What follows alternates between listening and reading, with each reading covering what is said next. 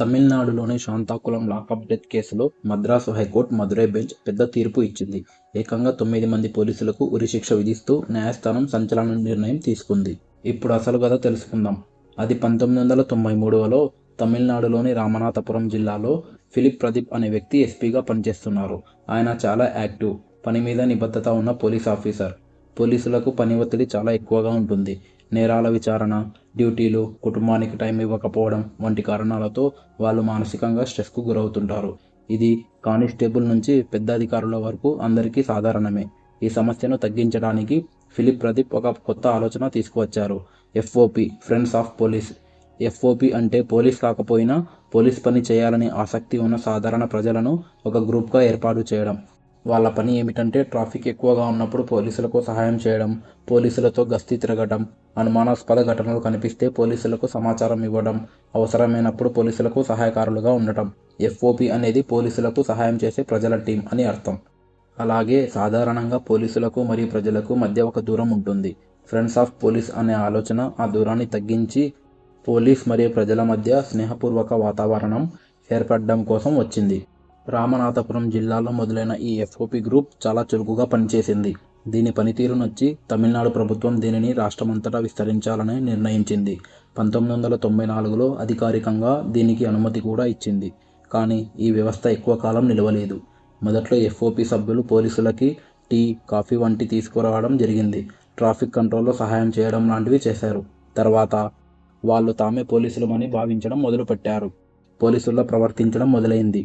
వాళ్ళ ఈ అతిగా ప్రవర్తించడం వల్ల ప్రజలు ఇబ్బందులు పడడం మొదలైంది. వాళ్ళపై ఫిర్యాదులు కూడా పెరిగాయి. ఇలా ఈ సమస్యలు పెరుగుతూ రావడంతో చివరకు ఫ్రెండ్స్ ఆఫ్ పోలీస్ వ్యవస్థను రద్దు చేయాల్సి వచ్చింది.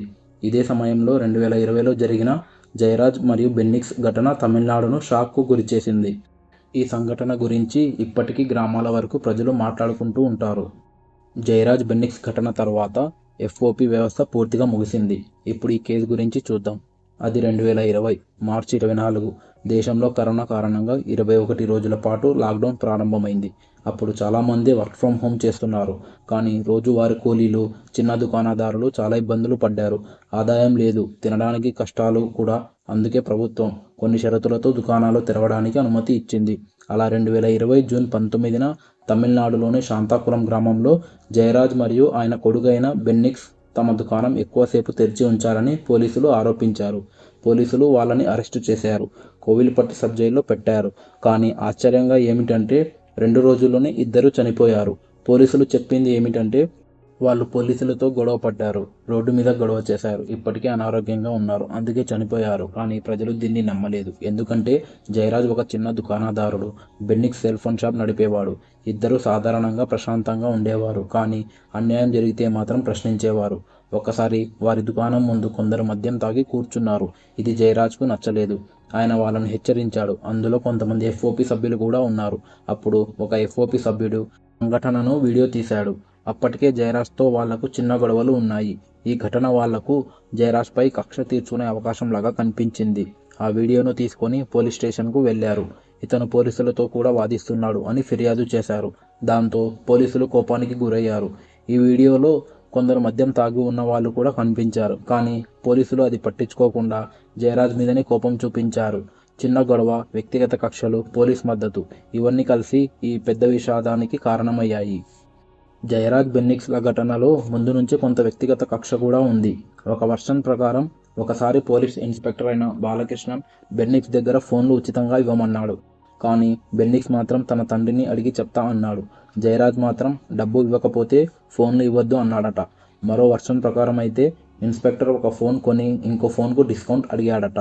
కానీ బెన్నిక్స్ మాత్రం ముందు ఒక ఫోన్ కొను, డిస్కౌంట్ తర్వాత చూద్దాం అని అన్నాడు. బెన్నిక్స్ సరైన స్పందన ఇవ్వలేదని అనిపించడంతో కోపం పెట్టుకున్నాడట ఆ ఎస్ఐ. ఏది నిజమో స్పష్టంగా తెలియకపోయినా పోలీసులకు బెన్నిక్స్ మీద కోపం ఉన్నది మాత్రం నిజం. ఇలా బెన్నిక్స్పై కోపం పెట్టుకొని ఒకసారైనా బెన్నిక్స్ని జైల్లో పెట్టాలని ఆ ఎస్ఐ మరొక పోలీసుతో చెప్తున్నాడట. తర్వాత 2020 జూన్ 18 రాత్రి పోలీసులు దుకాణాలు మూసివేయమని చెబుతూ వెళ్తున్నారు. ఒకచోట కొందరు కూలీలు తమ జీతాల కోసం నిలబడి ఉన్నారు. పోలీసులు వాళ్ళని చూసి గట్టిగా తిడుతూ వెళ్ళనున్నారు. అది చూసిన జయరాజ్ తప్పు చేసిన వాళ్ళను వదిలి వీళ్ళని ఎందుకు ఇబ్బంది పెడుతున్నారు అని ప్రశ్నించాడు. ఆ మాటను ఒక ఎఫ్ఓపి సభ్యుడు విని దాన్ని మార్చి జయరాజ్ పోలీసులను కొడతానన్నాడు అని అబద్ధం చెప్పాడు. ఇప్పటికే కోపంగా ఉన్న పోలీసులకు ఇది ఇంకో కారణమైంది. మర్నాడు జూన్ 19 రాత్రి 7 గంటల సమయంలో ముందు రోజు జయరాజ్ మాట్లాడిన మాటల నిమిత్తం విచారణ కోసం స్టేషన్కి రావాలని చెప్పి అతన్ని జీప్లోకి తీసుకుని వెళ్లారు పోలీసులు. స్నేహితుల ద్వారా విషయం తెలుసుకున్న బెన్నిక్స్ తన స్నేహితుడైన ఒక అడ్వకేట్ని స్టేషన్కి రమ్మని ఫోన్ చేసి చెప్పి తన స్నేహితులతో కలిసి పోలీస్ స్టేషన్కి వెళ్ళాడు. మామూలుగా వెళ్తే పోలీసుల ప్రవర్తన వేరేగా ఉంటుంది కనుక అడ్వకేట్ సాయంతో వెళ్లడమే సరైందని బెన్నిక్స్ ముందు జాగ్రత్త తీసుకున్నాడు. బెన్నిస్ పోలీస్ స్టేషన్కి వెళ్ళేసరికి తండ్రిని వాళ్ళు కొడుతున్నారు. అకారణంగా తన తండ్రిని ఎందుకు కొడుతున్నారని బెన్నిస్ చాలా సౌమ్యంగా పోలీసులని అడిగాడు. అలా కొట్టొద్దని వాళ్ళకి అడ్డుపడ్డాడు. తమనే అడ్డుపట్టుకుంటావా అని పోలీసులు బెన్నిక్స్ మీద తమ ప్రతాపం చూపించారు. బెన్నీ స్నేహితులైన అడ్వకేట్ను స్టేషన్ లోపలికి రాకుండా బయట నిలబెట్టేసి స్టేషన్ తలుపులు కిటికీలు మూసేశారు. లోపల తండ్రి కొడుకుల్ని లాఠీలతో బాగా కొట్టారు. కాళ్ళు చేతులు విరిగిపోయేటట్లు వీపు మీద బలంగా తన్నారు.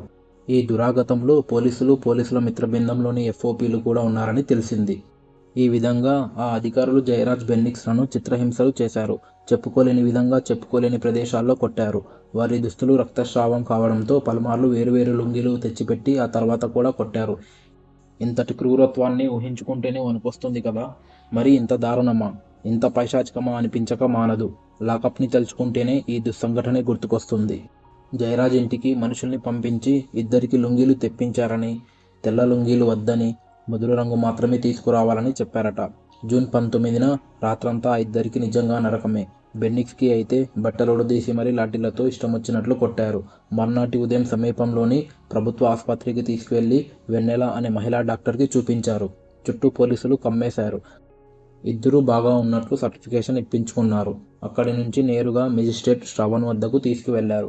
ఆయన మొదటి అంతస్తు నుంచే పోలీసుల వాహనం వద్ద పోలీసులు చుట్టుముట్టి ఉన్న తండ్రి కొడుకుల్ని చూశారు. వాళ్ళని 15 రోజుల జ్యుడిషియల్ కస్టడీకి తీసుకోమని చెప్పారు. డాక్టర్ కానీ మెజిస్ట్రేట్ కానీ కొంచెం శ్రద్ధగా చూసి ఉన్నా చాలు, వాళ్ళిద్దరూ ఇప్పుడు కనీసం బ్రతికి ఉండేవారని ఆ ఊరి వాళ్ళు మొత్తుకున్నారు.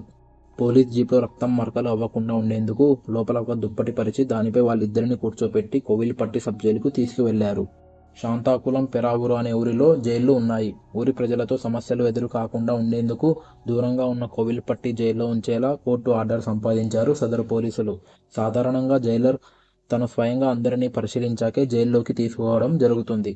అతను అప్పుడు గమనించినా కూడా ఆ ఇద్దరికి వైద్యం చేయించి ఉండేవాడేమో. అయితే అలా జరగలేదు. జూన్ 2022 బెన్నిక్స్ శ్వాస ఆడక ఇబ్బంది పడ్డాడు. అతన్ని కోవిల్పట్టిలోని ప్రభుత్వ ఆసుపత్రికి తరలించారు. ఆ రోజు రాత్రి 9 గంటల సమయంలో అతని ఊపిరి శాశ్వతంగా నిలిచిపోయింది. ఆ రాత్రి 10:30 గంటల సమయంలో అదే ఆసుపత్రిలో చేర్చబడిన జయరాజ్ మరునాడు జూన్ 23 ఉదయం 5 గంటలకు చనిపోయాడు. అరెస్టు చేసిన 2 రోజుల్లోనే తండ్రి కొడుకులు మరణించడం శాంతాకులం గ్రామానికి కుదిపేసింది. దుకాణాలు మూసివేసి ప్రజలంతా కలిసి ఆందోళన చేశారు. లాకప్ డెత్గా పేర్కొంటూ వార్తలు వెలువడ్డాయి. Justice for Jayaraj, justice for Bennix అంటూ ట్రెండింగ్ హ్యాష్ట్యాగ్స్ మొదలయ్యాయి. అప్పటి ముఖ్యమంత్రి అయిన పళనిస్వామి ఒక ప్రకటనలో వాళ్ళిద్దరూ అనారోగ్యంతో మరణించినట్లు, వారి కుటుంబాలకు నష్టపరిహారం ఇవ్వనున్నట్లు చెప్పారు. అనారోగ్యం కాదు, లాకప్ డెత్ అని ప్రజలందరూ ఎలుగెత్తి చాటారు. ప్రతిపక్షాలు, సినిమా వాళ్ళు కూడా గొంతు కలిపారు. అప్పటికప్పుడు తమిళనాడు ప్రభుత్వం శాంతాకులం పోలీస్ స్టేషన్కు సాయుధ దళాల కేంద్రంగా మార్చేసింది. ప్రభుత్వ చర్యలను జనం తప్పుపట్టారు. సామాజిక మాధ్యమాలు దుమ్మెత్తిపోశాయి. మద్రాస్ హైకోర్టులోని మదురై బెంచ్ ఈ కేసును స్వయంగా విచారించడానికి ముందుకు వచ్చింది. జస్టిస్ వి భారతీదాసన్ అనే మెజిస్ట్రేట్ను అందుకు నియమించారు. శాంతాకులం పోలీసులు నిస్సంకోచంగా ఆ మెజిస్ట్రేట్ను భయపెట్టారు. సహకరించకుండా రిక్తహాసం చూపించారు. అడిగిన కాగితాలు ఇవ్వకుండా తత్సారం చేశారు. ఈ కేసు తీసుకున్నందుకు అతన్ని పరోక్షంగా నిందిస్తూ మాట్లాడారు. కానీ జస్టిస్ భారతీదాసన్ ఇవన్నీ పట్టించుకోకుండా నిజం బయటకు తేవడానికి ప్రయత్నించారు. అప్పుడు రేవతి అనే మహిళా కానిస్టేబుల్ నిజం చెప్పడానికి సిద్ధపడింది. కానీ స్టేషన్లో చెబితే అధికారులు ఇబ్బంది పెట్టవచ్చని భయపడి తన ఫోన్ నెంబర్ను రాసి మెజిస్ట్రేట్కు ఇచ్చింది. బయటకు వెళ్ళిన తర్వాత ఫోన్ చేయమని చెప్పింది. మెజిస్ట్రేట్ బయటకు వెళ్ళిన వెంటనే ఆమెకి ఫోన్ చేశారు. అప్పుడు రేవతి స్టేషన్లో జరిగిన దారుణాన్ని పూర్తిగా వివరంగా చెప్పారు. ఆమె చెప్పిన విషయాలతో జయరాజ్ మరియు బెన్నిక్స్ల లాకప్లో ఎలా చనిపోయారు మాత్రమే కాదు, పోలీస్ స్టేషన్లో ఉన్న అధికారుల అసలు ప్రవర్తన కూడా బయటపడింది. మెజిస్ట్రేట్ భారతీదాసన్ అన్ని వివరాలు సేకరించారు.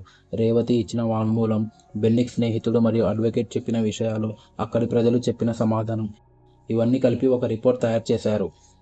ఆ తర్వాత పోలీస్ స్టేషన్లో పెట్టిన ఎఫ్ఐఆర్ పూర్తిగా అబద్ధమని బయటపడింది. కేసును సిబిసిఐడికి ఇచ్చారు. అలాగే ఆ పోలీస్ స్టేషన్ను అధికారుల నుంచి తీసేసి రెవెన్యూ శాఖకు అప్పగించారు. పోస్టుమార్టం రిపోర్ట్ ప్రకారం జయరాజ్ ప్రక్కటెముకలు విరిగి ఊపిరితిత్తులోకి కుచ్చుకోవడంతో మరణించారు. అలాగే బెన్నిక్స్ శరీరం లోపల తీవ్ర రక్తస్రావం జరిగి అవయవాలు దెబ్బతినడంతో చనిపోయాడు. ఈ ఘటన దేశంలోనే కాదు అంతర్జాతీయ స్థాయిలో కూడా పెద్ద చర్చకు దారితీసింది. ఇన్స్పెక్టర్ శ్రీధర్తో సహా 9 మంది పోలీసులకు మరణశిక్ష విధించింది. లాకప్ డెత్ కేసులో ఇంతమంది పోలీసులకు ఒకేసారి ఉరిశిక్ష పడడం న్యాయ చరిత్రలోనే మొదటిసారి. మొత్తానికి న్యాయం గెలిచింది, మానవత్వం నిలిచింది. ఈ కేసులో నిజం బయటపడడానికి 2 ముఖ్యమైన కారణాలు ఉన్నాయి. మొదటగా ప్రాథమిక దర్యాప్తు చేసిన టీం ముఖ్యమైన ఆధారాలను సేకరించింది. రెండవది ఆ పోలీస్ స్టేషన్లోని పనిచేసిన మహిళా కానిస్టేబుల్ రేవతి ధైర్యంగా కోర్టులో నిజం చెప్పింది. ఆమె వాంగ్మూలం లేకపోయి ఉంటే ఈ కేసులో పోలీసులపై ఇంత శిక్ష పడకపోవచ్చు. అందుకే ఆమె ధైర్యానికి నిజంగా అభినందనలు చెప్పాలి. పోలీస్ ఉద్యోగంలో చాలా ఒత్తిళ్లు, సవాళ్లు ఉంటాయి. నిజాయితీగా పనిచేసే మంచి పోలీస్ అధికారులు కూడా చాలామంది ఉన్నారు. వారికి మనం గౌరవం ఇవ్వాలి. కానీ కొంతమంది తప్పు చేసే వాళ్ళు కూడా ఉన్నారు. అలాంటి వాళ్ళు మొత్తం పోలీస్ వ్యవస్థకు చెడ్డ పేరు తెస్తారు మరియు ప్రజల నమ్మకాన్ని దెబ్బతీస్తారు. ఈ ఘటనలో తండ్రి, కొడుకు ఇద్దరూ చనిపోవడంతో వారి కుటుంబం చాలా కష్టాల్లో పడింది. ఇప్పుడు ఆ ఇంటి మహిళ 3 కూతుళ్లను చూసుకోవాలి, పెళ్లిళ్ళు చేయాలి, జీవితం ముందుకు తీసుకువెళ్ళాలి. ప్రభుత్వం ఇచ్చే పరిహారం వారి నష్టాన్ని భర్తీ చేయలేదు, ఎందుకంటే పోయిన వారు తిరిగి రాలేరు కదా. నా ఎక్స్ప్లెనేషన్ మీకు నచ్చినట్లయితే ఈ వీడియోని లైక్ చేసి, షేర్ చేసి నా ఛానల్ను సబ్స్క్రైబ్ చేయండి.